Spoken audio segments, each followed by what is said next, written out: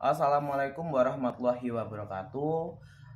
Kami dari kelompok 2 akan mempresentasikan hasil diskusi kelompok kami mengenai perumusan teori akuntansi menggunakan pendekatan regulatoris. Ya, jadi sebelum itu izinkan kami untuk memperkenalkan anggota kelompok kami. Yang pertama ada Handika Ahmad Al-Fatih dengan NIM akhir 172.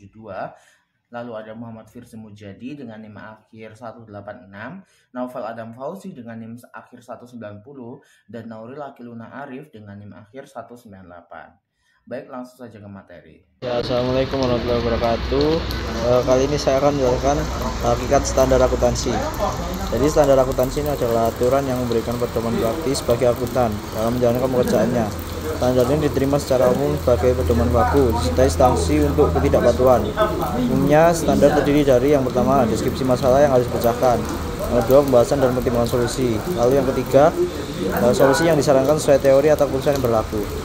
4 tipe standar menurut ED. Yang pertama pengungkapan metode dan asumsi akuntansi yang digunakan.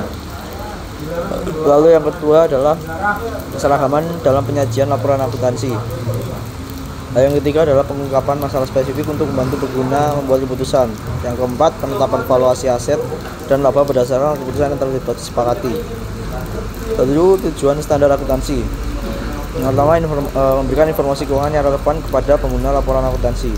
Lalu membantu akuntan publik bekerja secara profesional dengan pedoman yang jelas. Yang ketiga menyediakan data bagi pemerintah untuk perpajakan, regulasi, dan perencanaan ekonomi. Yang keempat meningkatkan perhatian terhadap prinsip dan teori akuntansi. Jadi standar akuntansi ini bertujuan menciptakan dan menjelaskan konsistensi dan validitas dalam laporan keuangan. Terima kasih. Baik, di sini saya akan menjelaskan tentang entitas yang berkepentingan dalam standar akuntansi. Yang pertama ada akuntan publik. Akuntan publik ini bertugas untuk mengaudit laporan keuangan secara independen. Yang kedua, lembaga dan organisasi regulasi. Di sini ada AICPA, yaitu organisasi akuntan publik di Amerika Serikat. Yang kedua ada AAA, yaitu Akademisi dan Peneliti Akuntansi.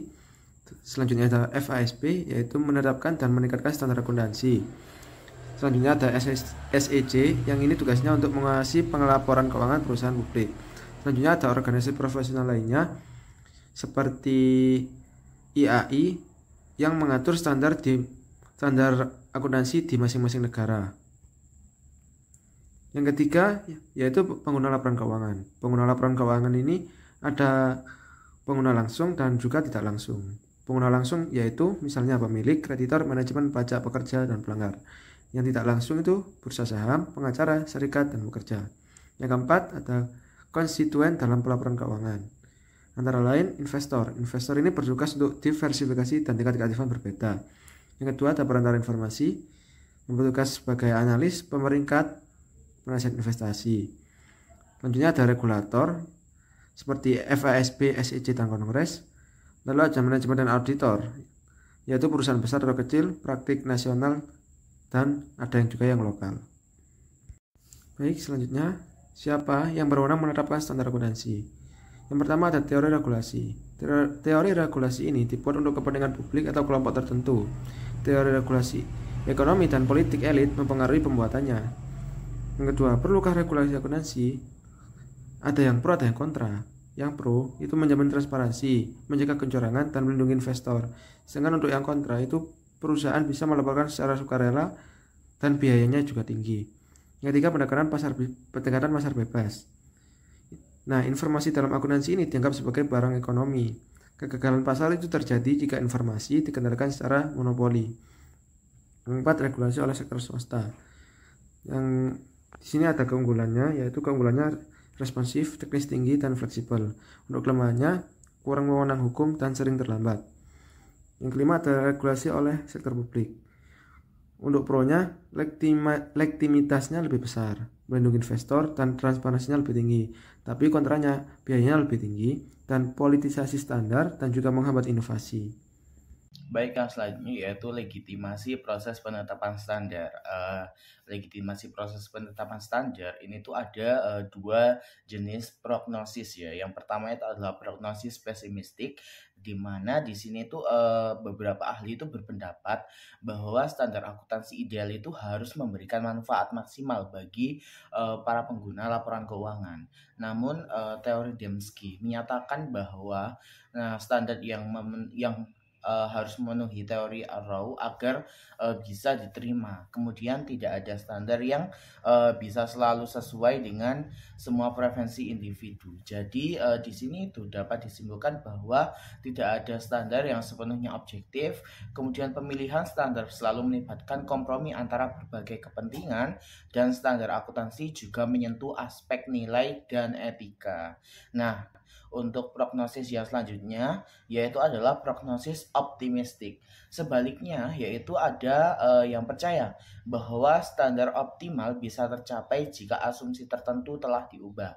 Nah, Cushing dan Bromwich berpendapat bahwa standar yang lebih baik bisa dibuat jika lebih fokus pada kebutuhan spesifik, namun bukan kebutuhan universal. Seperti itu.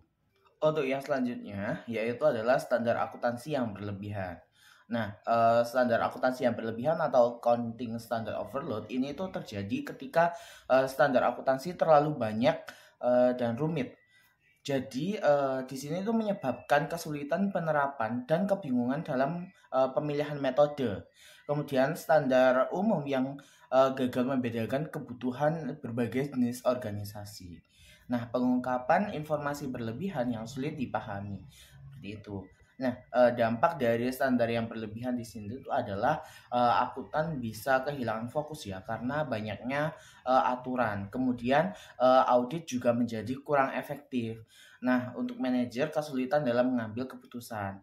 Nah, untuk solusinya yaitu yang pertama adalah mempertahankan standar yang ada, kemudian membuat standar terpisah untuk perusahaan kecil dan besar, kemudian menyederhanakan aturan agar lebih mudah diterapkan, memberikan alternatif dalam pengungkapan dan pengukuran, dan juga menyesuaikan standar pelaporan CPA, serta menyediakan opsi alternatif terhadap prinsip akuntansi secara umum. Seperti itu. Di sini saya akan membahas mengenai pilihan dalam akuntansi. Motivasi atau kategori sasaran dilakukannya pilihan dalam akuntansi. Pertama ada pembuatan kontrak atau perspektif pembuatan kontrak yang efektif. Kedua, pemberian harga atas aktiva. Dan yang terakhir adalah mempengaruhi pihak-pihak eksternal.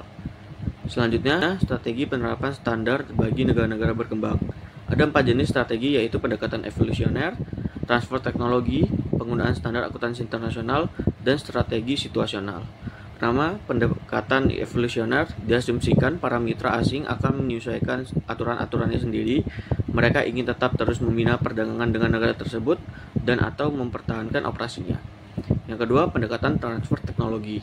Pengembangan melalui transfer teknologi berasal dari operasi dan aktivitas kantor akuntan internasional, perusahaan multinasional dan para akademisi yang praktik di negara berkembang, atau berbagai perjanjian internasional dan kesepakatan kerjasama yang meminta dilakukannya pertukaran informasi dan teknologi. Yang ketiga, penggunaan standar akuntansi internasional adalah bergabung dengan International Accounting Standard Committee atau IASC atau badan standar internasional lainnya. Dan yang terakhir, strategi situasional atau dikenal sebagai pengembangan standar akuntansi dengan didasarkan atas analisis dan prinsip-prinsip dan praktik-praktik akuntansi di negara-negara maju terhadap latar belakang lingkungan yang mendasarinya. Faktor-faktor tersebut adalah linguistik, kultural, politik dan hak-hak sipil, ekonomis, dan karakteristik demografis, serta lingkungan hukum dan perpajakan negara yang bersangkutan. Mungkin sekian saja presentasi dari kelompok kami. Apabila terdapat kesalahan penyampaian materi, kami meminta maaf dan terima kasih.